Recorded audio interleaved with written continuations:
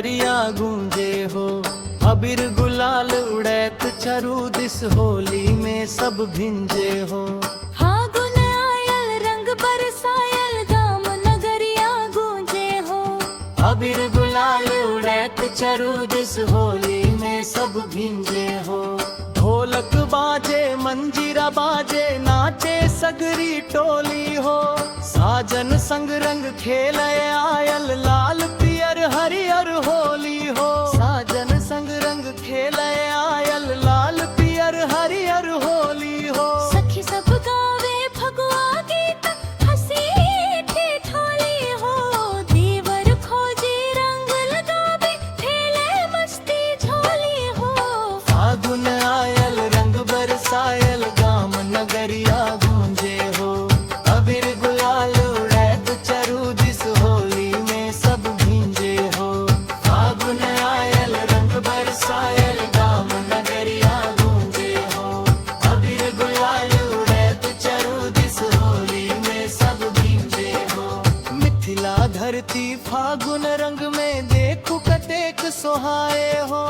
राधा श्याम जका प्रेम रंग में सबके मन हर्षाए हो। राधा श्याम जका प्रेम रंग में सबके मन हर्षाए हो। आओ मिलजुल खेली होली भूलो सब बैर भाव हो।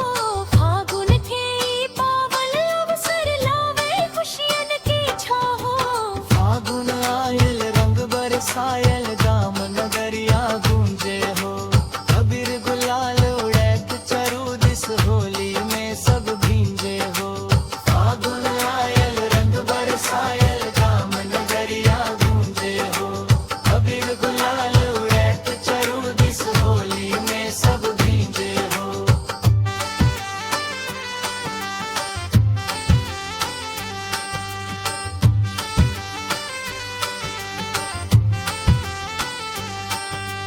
फागुन